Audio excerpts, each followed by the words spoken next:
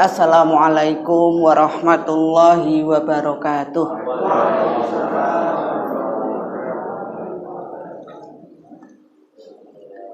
Innal hamdalillah nahmaduhu wa nasta'inuhu wa nastaghfiruh wa na'udzu billahi min syururi anfusina wa min sayyiati a'malina may yahdihillahu fala mudhillalah wa may yudlilhu fala hadiyalah. Asyhadu alla ilaha illallah wa asyhadu anna Muhammadan abduhu wa rasuluhu la nabiyya ba'dah. Rabbi shrahli sadri wa yassir li amri wahlul 'uqdatam min lisani yafqahu qawli amma ba'd. Ibu-ibu, bapak-bapak yang dirahmati Allah Subhanahu wa ta'ala, puji syukur senantiasa kita panjatkan kehadirat Allah Subhanahu wa ta'ala yang pada hari ini insya Allah semuanya sehat ya Bu? Sehat lahir batin Pak? Lahir batin Pak? Oh. Ini cek dulu nih, cek lahir batinnya sehat mboten? Ya. Mudah-mudahan kita sehat lahir batin ya.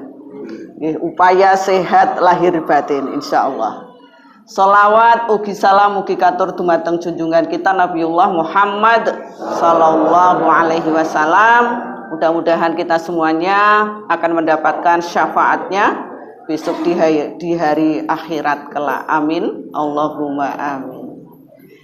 Ibu-ibu, karena saya ibu, ini ibu dulu yang saya panggil, jangan ngiri yang bapak-bapak. Ibu-ibu, bapak-bapak yang saya hormati, ini ada Pak Ketua Cabang yang saya hormati. Minggu yang lalu temanya apa ya? Masih ingat materi pengajian minggu yang lalu? Apakah benar teorinya? Katanya berapa?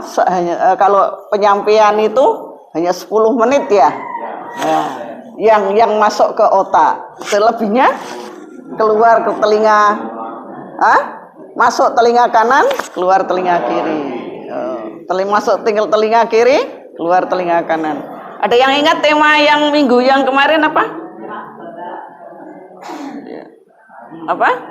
Wasilah apa kemarin? Ayo. Wasilah apa? Waduh lali wis ilang kabeh, sudah tergerus dengan aktivitas. Iya. Wasilah apa?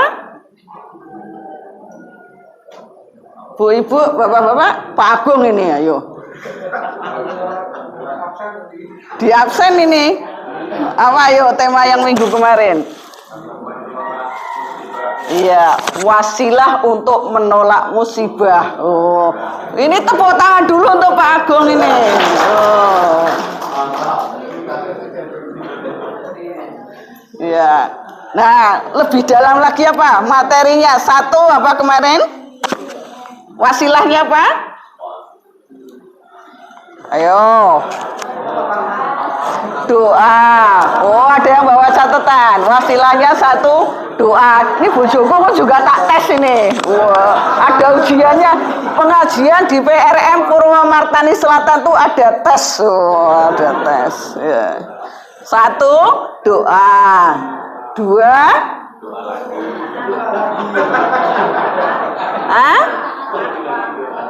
takwa. Oh, takwa sebenarnya kalau takwa bukan wasilah ya, tujuannya kalau takwa. Dua apa? Satu doa, dua apa yang diingat wes? Ada nomor dua apa? Takwa. Tiga ridho.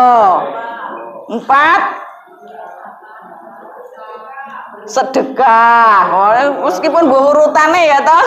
Nomor 5 infak sedekah. Ya sedekah ya infak sedekah niku sami mawon.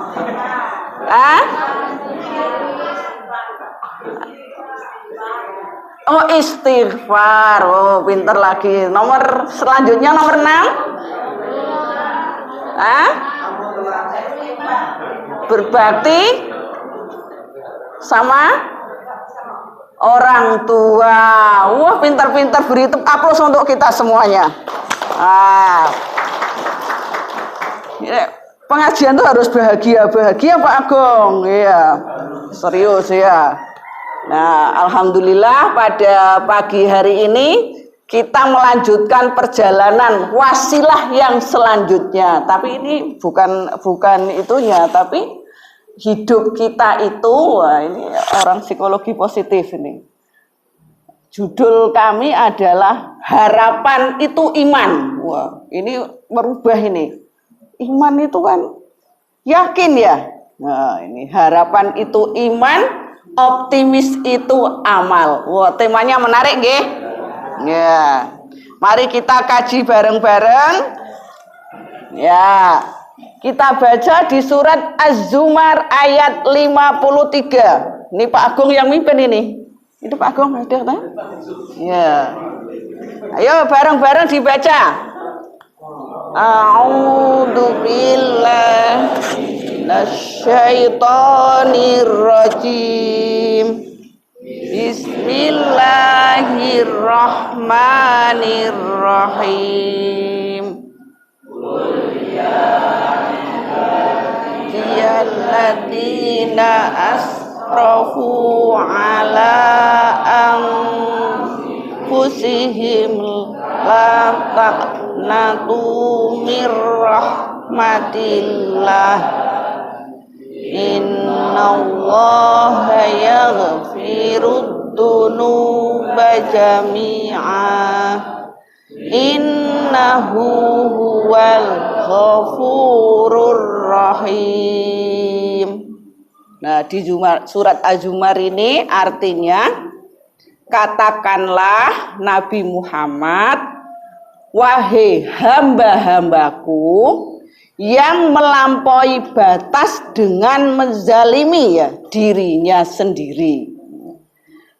Janganlah, ini yang kaitan dengan tema ini, janganlah berputus asa dari rahmat Allah. Jadi di Al-Quran itu sudah ditegaskan kita sebagai hamba Allah gitu ya, tidak boleh berputus asa. Sesungguhnya Allah mengampuni dosa semuanya. Sesungguhnya dialah yang maha pengampun lagi maha penyayang. Dilanjut di surat apa ini? Al-Insyirah ya kayaknya. Ya Pak Agung ya. Inna ma'al usri yusra. Ya, kalau ini pendek ya. Sesungguhnya beserta kesulitan ada kemudahan. Kalau ini sudah hafal semua kayaknya. Nah, mari kita baca juga di surat Al-Anfal ayat 46. Monggo bareng-bareng. Wa ati'allaha wa rasulahu wa la tanaza'u fatafshalu wa tadhhaba rihukum wasbiru innallaha ma'as sabirin. Taatilah Allah dan Rasulnya. Janganlah kamu berbantah-bantahan yang menyebabkan kamu menjadi gentar. Dan kekuatanmu hilang serta bersabarlah. Suruh bersabar ini. Sesungguhnya Allah bersama orang-orang yang sabar. Ini ada Pak Sabar di sini. Ya. Monggo dilanjut surat Ar-Ra'd ayat 28. Alladzina amanu wa tatma'innu qulubuhum bidzikrillah ala bidzikrillahi tatma'innul qulub. Ya. orang-orang yang beriman dan hati mereka menjadi tentram dengan mengingat Allah. Ingatlah bahwa hanya dengan mengingat Allah hati akan selalu tentram.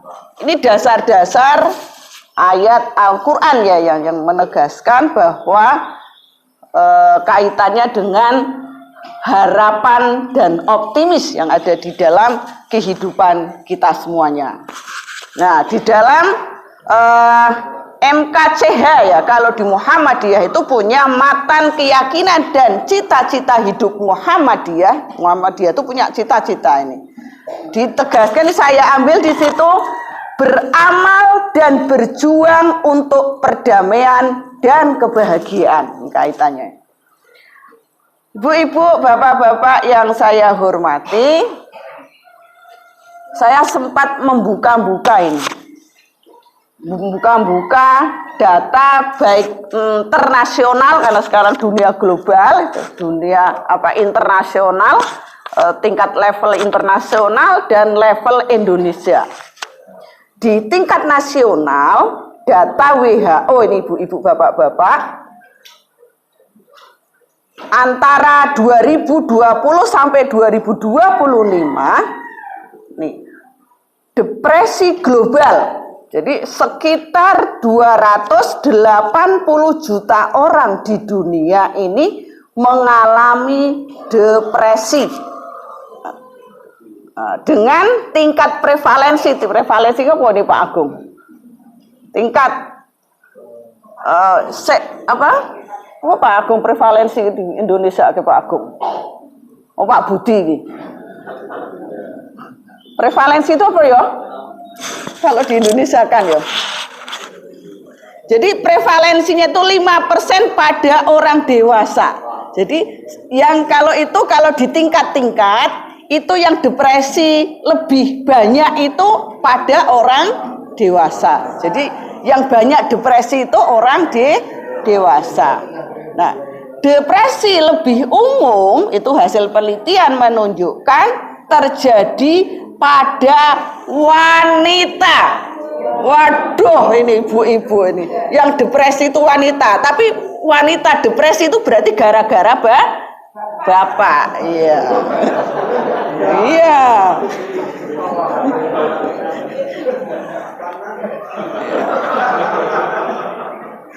Mungkin bapak itu leleh luweh ya. Oh. Jadi yang lebih depresi lebih banyak ibu-ibu ini wanita. Ini tapi di dunia. Kalau di sini nggak ada kalau wanita yang depresi. Ya. Insya Allah nggak ada ya bu. Ya. Itu masih senyum-senyum, ketawa-ketawa itu berarti nggak depresi. Iya. Nah, dilanjut ini data WHO juga menunjukkan dari dampak pandemi COVID, long COVID-nya ini COVID-19 kemarin, selama tahun pertama pandemi, prevalensi global gangguan kecemasan dan depresi itu meningkat 25%. Tapi kalau sekarang mungkin sudah bangkit ini. Saya belum menemukan penelitiannya sudah bangkit atau belum, berkurang atau belum dari 25%.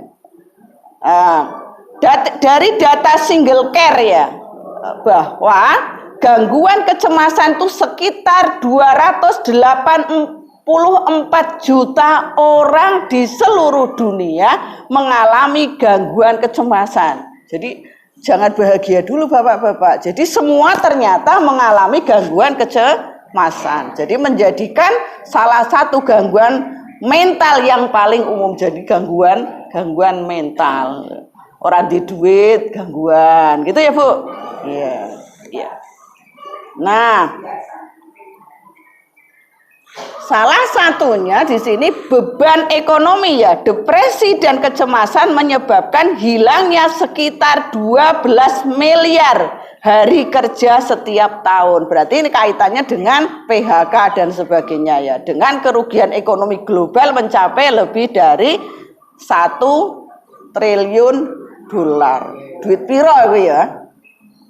Ini Pak Nandar nih kita sing entuk ngerti duit triliun gitu.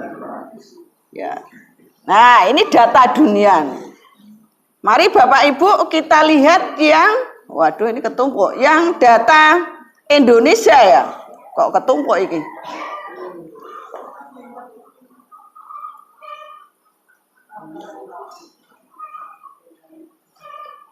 Indonesia ketumpuk urung dini.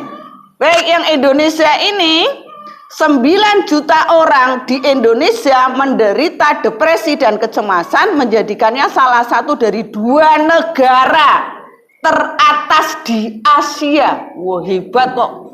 Cemas di 2 negara teratas di Asia Tenggara. Ya, dari data WHO. Nah, meskipun depresi ini mencapai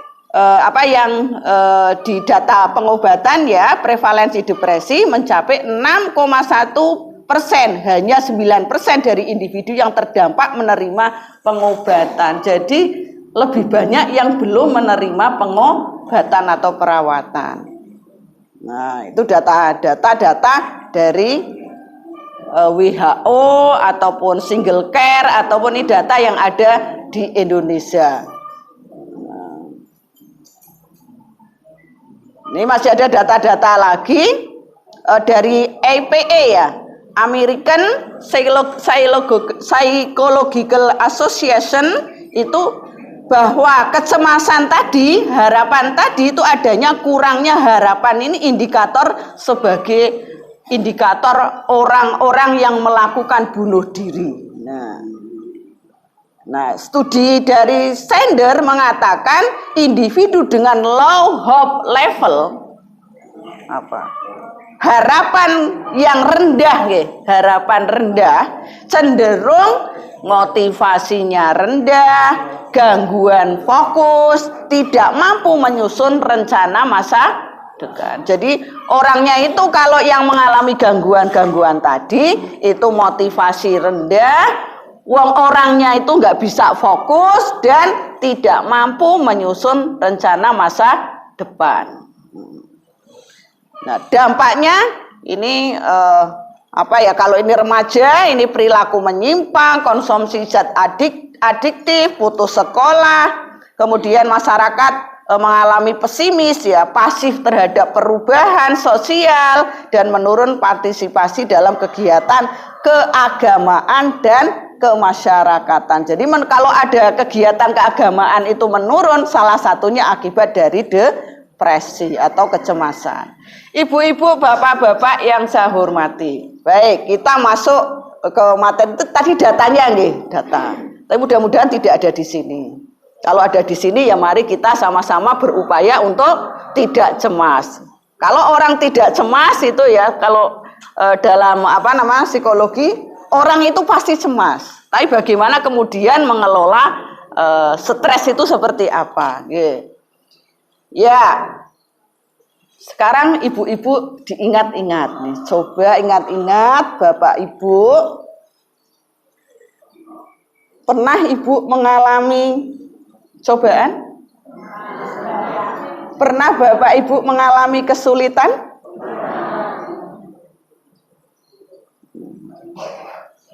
Dari siapa dulu ini? Mungkin yang cerita yang baru bisa disampaikan Bu Haryanto.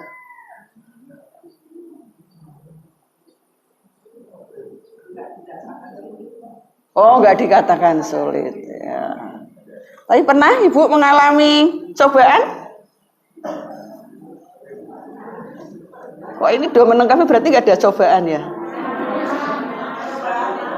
Oh, pernah. Ya. Sekarang pertanyaan yang kedua. Pak Budi pernah nggih, Pak? Nggih. Karena orang kalau tidak mendapatkan cobaan, tidak mendapatkan kesulitan, berarti orang ini tidak sehat.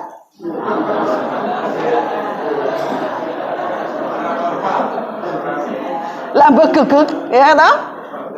Setak gitu ya, stagnan, mandek, seorang mikir apa ya, berarti itu orang apa?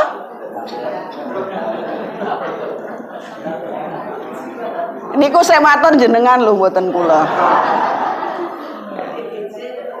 Nah, sekarang pertanyaannya, diingat-ingat kembali juga apa yang membuat Bapak Ibu tetap kuat ya dalam kesulitan, dalam cobaan. Itu apa yang menjadikan ibu-ibu tetap kuat?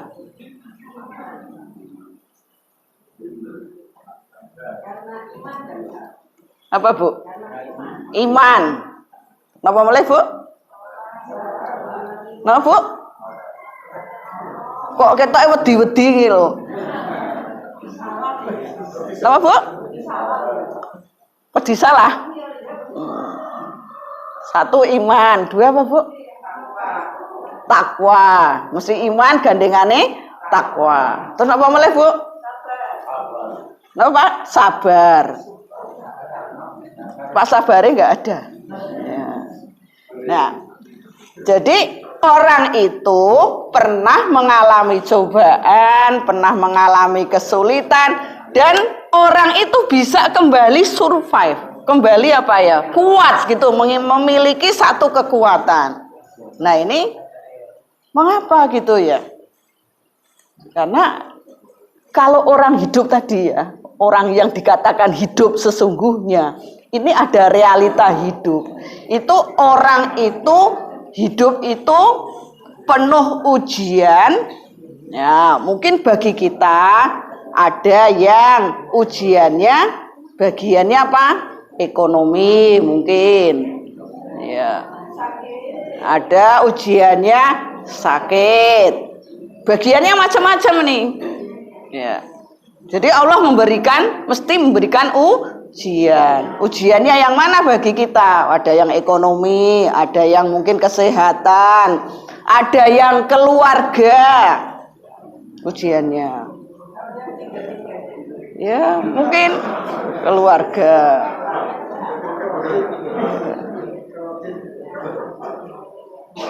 Ada ujiannya spiritual ini. Spiritual itu ujian urip itu hidup itu nggak bisa apa namanya, nggak bisa memaknai apa yang ini. Jadi hidup tuh lurus-lurus saja, tapi itu nggak ada apa sih sebenarnya hidup itu punya makna hidup itu apa? Itu. Jadi realita hidup itu seperti itu. Itu yang pertama. Kemudian yang kedua, ini Bapak Ibu, makanya di sini gambarnya orang itu menangis. Itu kayak apa namanya ini ya? Tumpukan apa? Kayak ada beban gitu ya, ini kan? Gambarnya nih. Ada beban. Nah, yang kedua, banyak orang kehilangan semangat, putus asa, dan kadang-kadang merasa sendiri. Ya, satu saat begitu putus asa, hilang semangatnya, merasa sendiri lah, kok wis jam 6 kurang 10. Padahal belum masuk, intinya baru pengantar. Dan ibu-ibu, bapak-bapak yang saya hormati, dari cobaan kemudian ada kondisi-kondisi tadi ya, tapi sebenarnya Allah itu menghadirkan lewat Al-Quran maupun dan Al-Hadis, itu hadir. Islam itu membawa harapan dan kekuatan mental spiritual. Ini ben anu tak ya. Biar ketok ya. Oke. Nah, maka ini sebenarnya ini saya gambarkan di sini ada masjid, orang berdoa begitu ya. Ini sebagai apa kemarin yang ini kan sebagai apa? Asilah. Oke. Jadi Islam itu bukan sekedar agama, tapi jalan hidup yang memberikan harapan di tengah ujian dan kekuatan batin dalam menghadapi hidup ya. Melalui apa? Mungkin sebagian sudah dibahas kemarin, doa. Jadi melalui iman tadi yang mengatakan itu, melalui doa, zikir dan tawakal gitu. Islam menuntut agar hati kita tidak mudah putus asa. Nah, tadi di surat Az-Zumar ayat 53.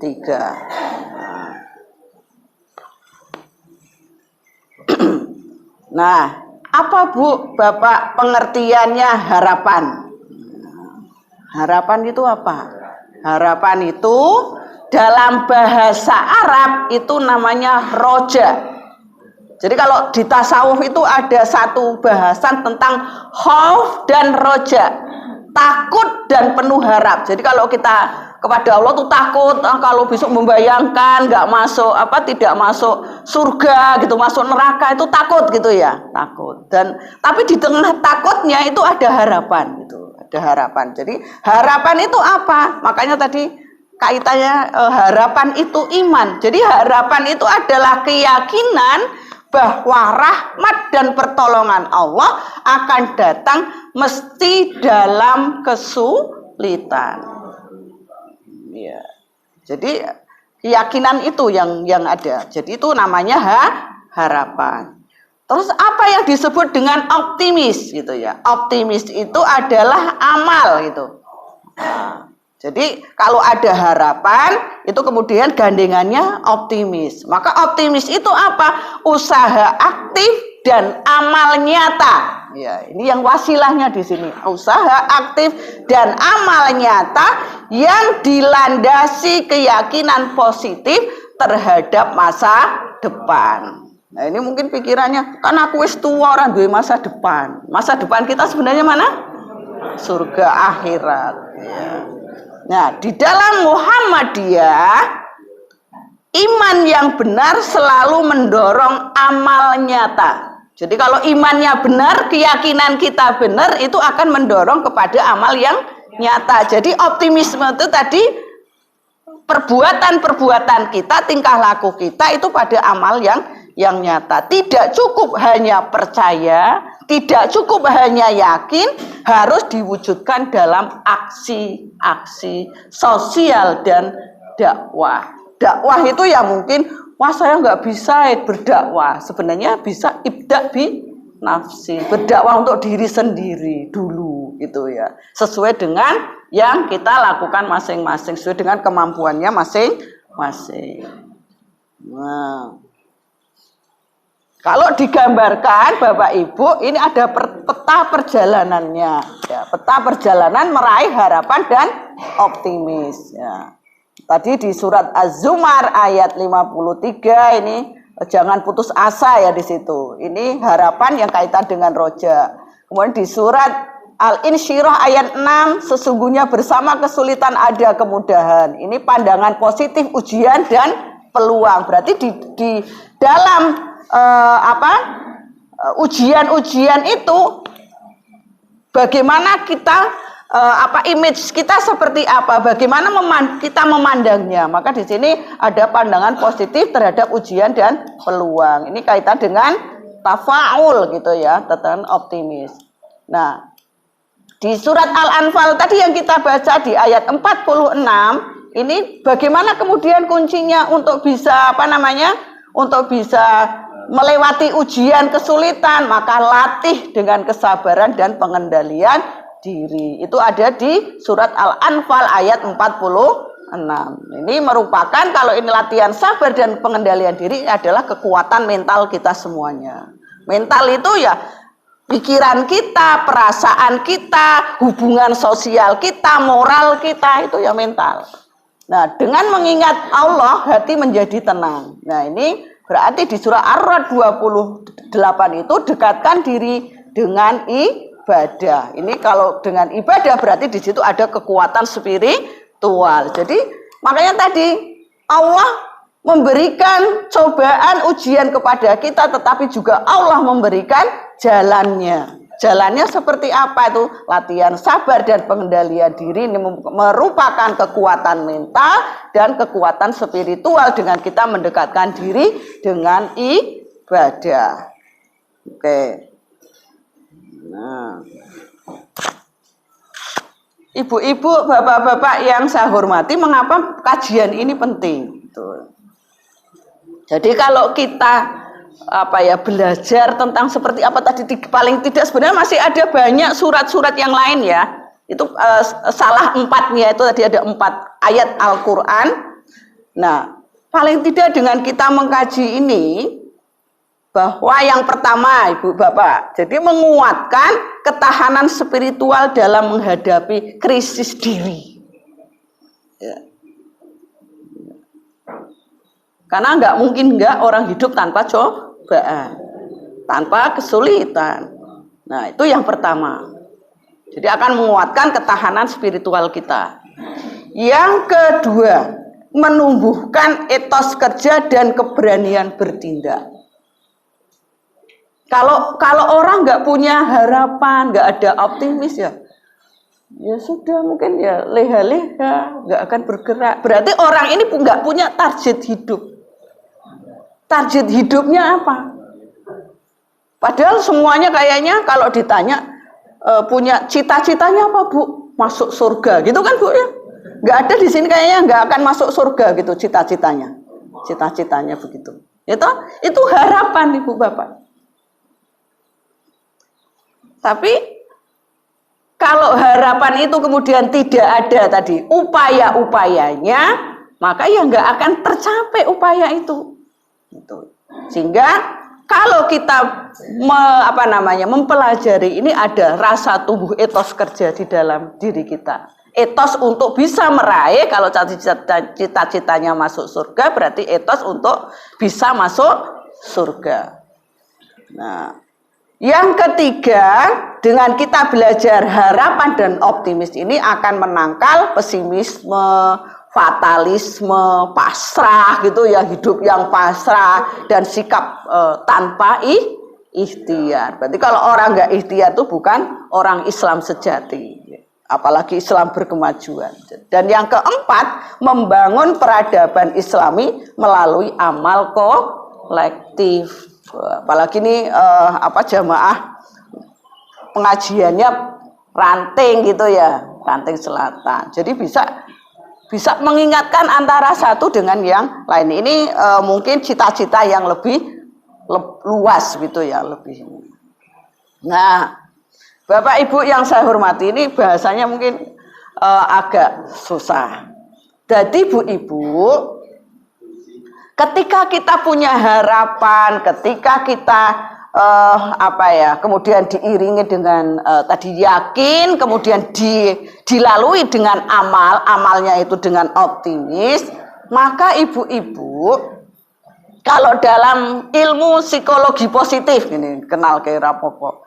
Psikologi positif itu ada rangkaiannya di situ di dalam diri kita. Jadi kalau ada kita harapan, kalau sebenarnya kan dalam diri kita itu kan banyak hal ya. Nah, salah satunya harapan dan optimis itu ada yang disebut dengan ilusi positif. Nah, ilusi positif itu apa? Kecenderungan seseorang untuk melihat diri, masa depan, kemudian realitas secara lebih baik dari kenyataan sebenarnya. Jadi contohnya nih, yang gampang mungkin kok itu bahasanya angel. Contohnya apa? Ilusi positif itu kita semuanya merasa yakin bahwa Allah akan memudahkan segala urusan meskipun belum tahu jalannya. Kan nggak ngerti kan? Kita nggak ngerti jalannya piye, itu nggak tahu. Itu yang disebut ilusi positif. Tapi kita penuh harapan, kita punya harapan. Ya, kita yakin, punya satu keyakinan di situ ya. Kan nggak ngerti hari besok ini kita akan seperti apa. Ada yang tahu hari besok seperti apa? Nggak ada yang tahu. Hidup tuh seperti itu. Maka itu disebut dengan ilusi positif. Jadi punya angan-angan, punya cita-cita, punya harapan, tapi nggak jelas sebenarnya kita. Maka dengan nggak jelasnya itu maka harus ada ikhtiar tadi, harus ada optimis. Nah, dalam konteks Islam tidak berarti ya tadi angan-angan tadi, kecenderungan kita, tapi penguatan harapan ini harus berbasis pada iman. Jadi harus dilanjati dengan iman. Jadi keyakinan bahwa Allah ada di rukun iman ya. Rasul sebagai mungkin yang membimbing kita, kemudian malaikat gitu, apalagi kitab, kok nggak urut gitu ya ngomongnya ya. Itu menjadikan apa? Ini sebagai ilusi positif itu akan terarah. Jadi kita tidak delusi. Delusi itu kebalikannya dari ilusi.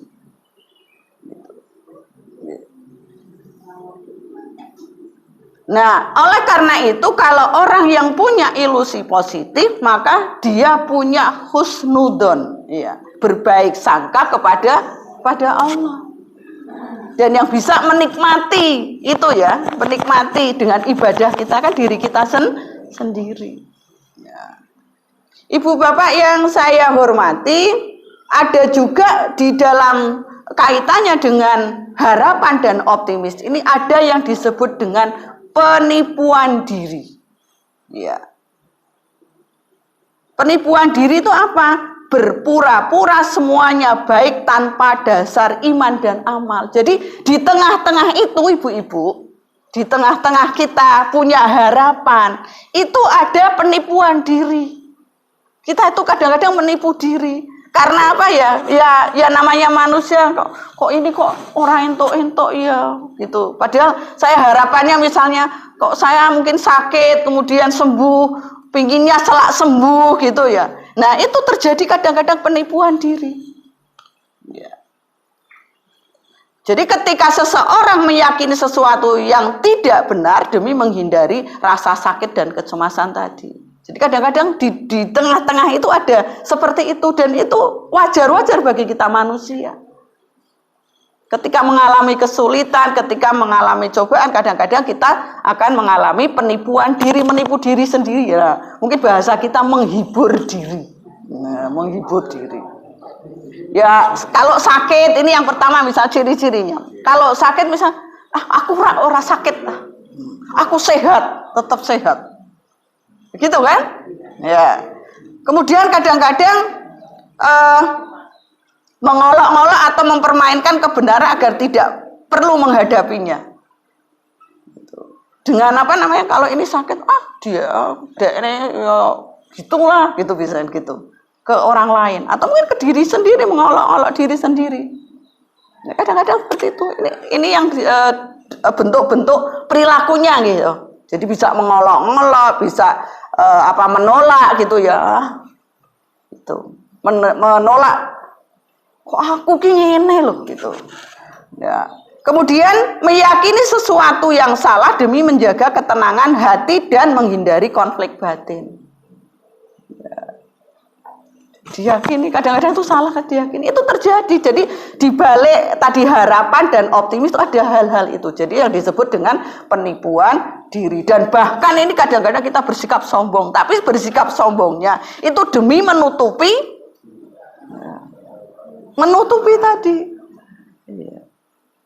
Nah, itu yang ini. Nah, dalam Islam penipuan diri ini bisa menjadi penggalang taubat dan introspeksi. Makanya dengan begitu, dengan adanya harapan dan di dalam terjadi penipuan diri, maka kita perlu melakukan muhasabah diri. Ya. Kejujuran terhadap diri sendiri. Mungkin dengan orang lain bisa berbohong, tapi dengan diri sendiri rasanya sakitnya begini gitu, itu kan yang bisa merasakan diri kita sendiri. Yang tahu betul itu diri kita sendiri. Mungkin cobaannya ekonomi gitu, seperti apa sebenarnya keadaan ekonomi, mungkin kalau dengan orang lain bisa berbohong. Nah, itu yang disebut dengan penipuan diri. Oke. Nah, juga terjadi ketika kita punya harapan, ketika kita punya optimis gitu ya, usaha-usaha tadi ikhtiar itu, maka di situ juga akan terjadi biasanya dalam diri kita yang disebut dengan penyangkalan dan represi. Kalau dalam psikologi itu namanya denial, repression gitu ya. Apa penyangkalan? Menolak realita pahit tanpa mencari solusi. Kadang begitu. Nah, ini untuk rambu-rambu gitu ya. Untuk rambu-rambu. Represi menekan rasa takut dan kecewa tanpa pengolahan spiritual. Nah, ini contoh menolak mengakui kesalahan atau kegagalan. Oh, aku sebenarnya ingin gagal. Tapi ditolak itu gitu. Kadang-kadang terjadi seperti itu. Nah, maka di Islam spiritualitas itu akan membantu kita menghadapi cobaan itu. Dengan apa? Dengan doa, dengan dzikir, dengan istighfar gitu ya. Jadi menyangkalnya itu menyangkal yang tidak seperti orang-orang yang tidak punya iman. Kalau ilusinya tadi kalau beda, kalau orang ilusi yang beriman dengan ilusi yang tidak beriman. Ya. Jadi arahnya seperti itu. Oke Ibu Bapak yang saya hormati, ini kalau doa kemarin minggu kemarin sudah dijabarkan. Nah, Ibu Bapak, ada hal-hal, wah kurang 5 menit. Ada hal-hal yang dalam hidup ini, Ibu-ibu, kaitan dengan optimis dan harapan dan optimis ini, ada hal-hal zone of incompetence, zona atau daerah ketidakmampuan. Jadi di Islam itu harus yakin bahwa kita ada takdir. Ada zona ketidakmampuan di mana wilayah seseorang tidak mampu tetapi tetap kadang-kadang bersikeras ingin menguasai. Tidak yakin dengan adanya takdir. Tapi Bapak Ibu, takdir itu ngerti itu takdir kan setelah kita ikhtiar. Sebelum ikhtiar kita nggak tahu bahwa itu tuh takdir. Oh takdirnya aku ngene kok ya.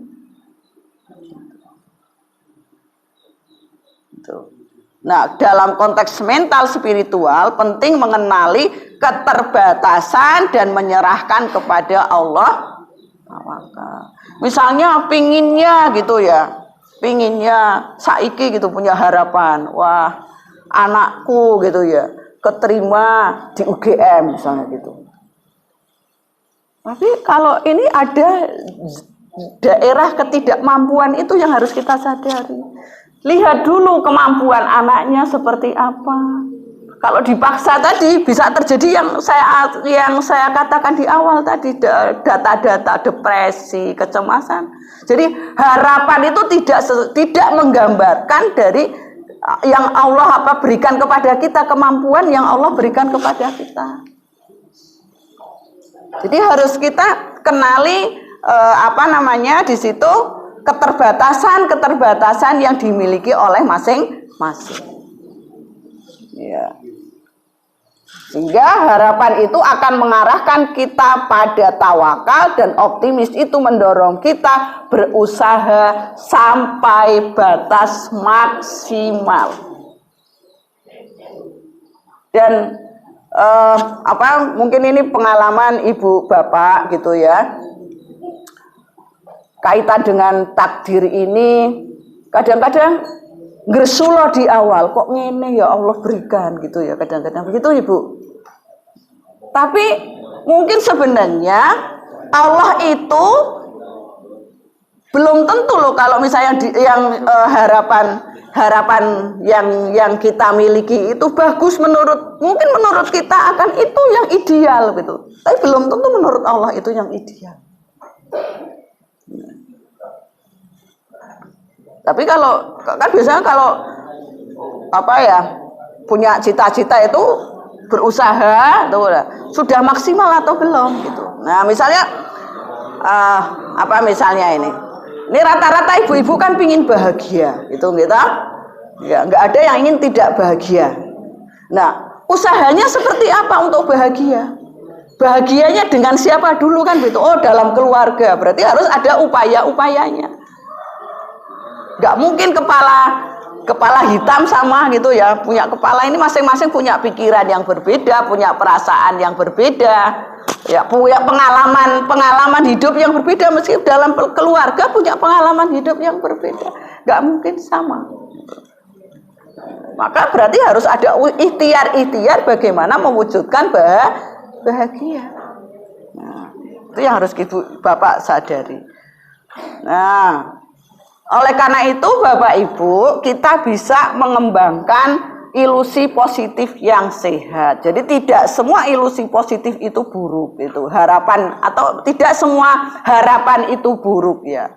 Tapi harapan itu ketika dibingkai dengan iman justru akan mendorong semangat ya. Jadi maka harapan itu harus dibalut dengan iman, ilmu dan amal.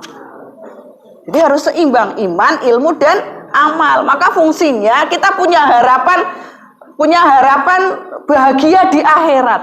Tapi orang tahu ngaji, berarti perlu ditanyakan imannya. Dari mana dia dapat ilmunya? Karena ilmu itu bisa menguatkan keimanan kita. Oh katanya pingin nanti bahagia di surga katanya. Tapi nggak ada upaya-upaya untuk menuju kebahagiaan di surga. Nah, jadi harus berlandaskan iman, ilmu dan amal. Kemudian pengembangannya adalah kita harus mengembangkan harapan aktif. Jadi merubah doa yang kita panjatkan. Saya nggak tahu masing-masing punya doa apa. Saat ini mungkin Pak Nandar punya doa apa? Mungkin Pak Nandar, ya Allah berikan jodoh pada Mas Adi, gitu mungkin ya gitu kan? Iya. Nah, habis berdoa harus ada rencana dan aksinya. Untuk bisa Adi mendapatkan jodoh itu ada langkah-langkahnya Pak Nandar. Gitu. Saya dilirik Mas Adib itu siapa sih misalnya gitu. Nah, nemui orang tuanya gitu ya Pak Nandar ya. Iya. Padahal sama-sama belum berpengalaman Pak Nandar. Ya, jadi ini kadang-kadang kita tekun berdoa, tetapi tidak ada tadi optimismenya itu tidak diimplementasikan dalam amal. Nah, harusnya berdoa itu spiritualitas kita kuat dan kemudian diimbangi dengan rencana aksi ya. Piye carane begitu. Pingin misalnya, aku pingin sugih gitu ya. Pingin sugih. Nek kok leyeh-leyeh. Ora ono wong leyeh-leyeh sing bakal ngenai duit gitu. Tiba saka langit, bruk gitu enggak ada. Iya. Enggak ada. Nah, maka Bu Bapak selanjutnya perlu optimisme kritis gitu. Apa tantangannya? Jadi sadar tantangannya, bertindak dengan perhitungan dan berserah dengan keyakinan.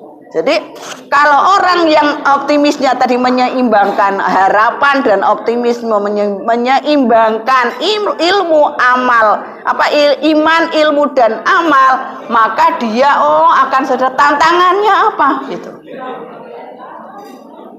Yang sepele-sepele ini loh Bu, sepele ini, kayaknya sepele nggih Bu. Ini coba ibu-ibu pengajian ini gitu ya. Ini tidak hanya untuk Bapak Ibu, saya juga loh Pak. Kadang-kadang gitu ya, tantangannya abot ya mau datang gitu. Ya Bu. Allah paling sing isi, wah sudah itu. Tadi kan penyangkalan. Ada ini. Mengolok kalau itu ya tadi mengolok. Allah paling nanti yang ini. Ya. Padahal belum terjadi sudah berprasangka buruk dulu, bersuudzon dulu. Nah, ya, kan kemudian ada tindakan dengan perhitungan nanti diperhitungkan itu. Nah, itu. Nah, maka kita perlu mengembangkan harapan dan optimisme kita, perlu menetapkan niat dan bertawakal, kemudian fokus pada amalan positif gitu. Jadi niatnya apa yang kita lakukan karena Allah Ta'ala, dan kemudian bertawakal, kemudian fokus pada amalan yang positif, kemudian latih pola pikir optimis ya. Dilatih pola pikir optimis kita. Jadi pandangan setiap tantangan, setiap ujian dan peluang itu bertumbuh bukan sebagai hambatan.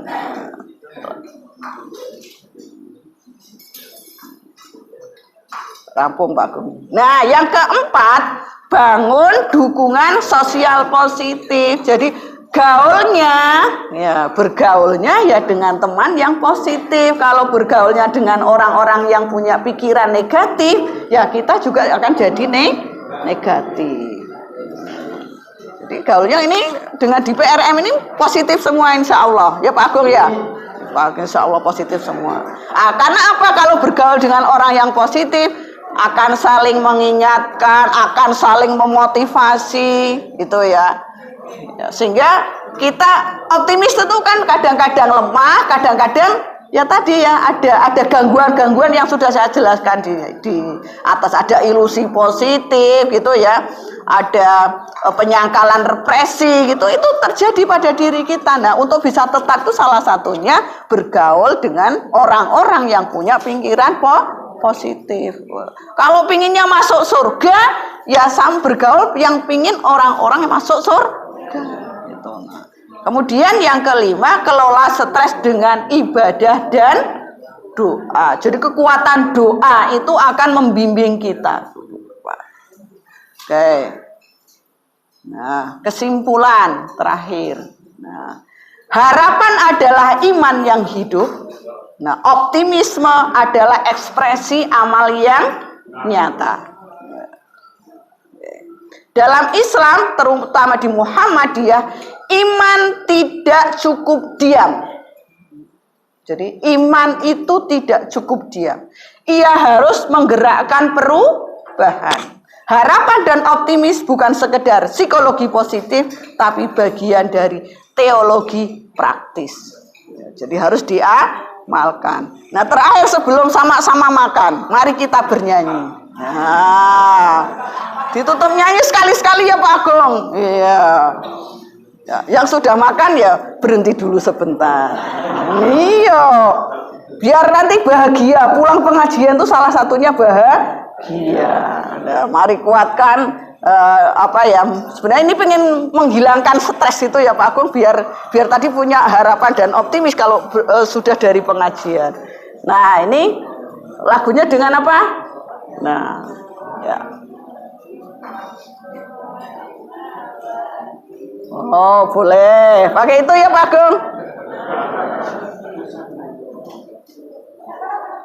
Hasbunallah wa ni'mal wakil, ni'mal maula wa ni'man nasir. Harapan hati takkan terganti, Allah tempatku menggantung mimpi. Kala gelap menyelimuti jiwa, dosa menumpuk tak terhitung kata. Tiba Dzulhijjah bulan cahaya, waktu hati bangkit dan percaya. Hasbunallah wa ni'mal wakil, ni'mal maula wa ni'man nasir. Hasbunallah wa ni'mal wakil, ni'mal maula wa ni'man nasir. Lihatlah Ibrahim sang teladan, Ismail pun tunduk dengan iman. Sabar ikhlas penuh pengorbanan, bersama Allah tak ada ketakutan. Hasbunallah wa ni'mal wakil, ni'mal maula wa ni'man nasir. Langkah lemah jadi kuat kembali, karena harapan terpatri di hati. Mari song-song Dzulhijjah dengan cinta, dengan zikir, doa dan percaya bahwa harapan bukan angan semata, jika Allah yang jadi sandarannya. Hasbunallah wa ni'mal wakil, ni'mal maula wa ni'man nasir. Hasbunallah wa ni'mal wakil, ni'mal maula wa ni'man nasir. Terima kasih Ibu Bapak. Mudah-mudahan paling tidak hari ini bergembira. Ya, hanya wajah-wajah orang yang punya ilusi positif yang sehat ya. Insya Allah. Mudah-mudahan apa yang saya sampaikan ada manfaatnya. Jika ada kurangnya itu mungkin kebodohan saya dan saya harus belajar kembali, belajar dan mari kita sama-sama belajar karena hidup ini adalah belajar di dalam kehidupan, sehingga mudah-mudahan kita semuanya sama-sama besok optimis Bu ya, punya harapan dan optimis masuk surga insya Allah, amin Allahumma amin. Billahi fisabilil haq fastabiqul khairat, nasrun minallah wa fathun qarib wa basyiril mu'minin. Assalamualaikum warahmatullahi wabarakatuh.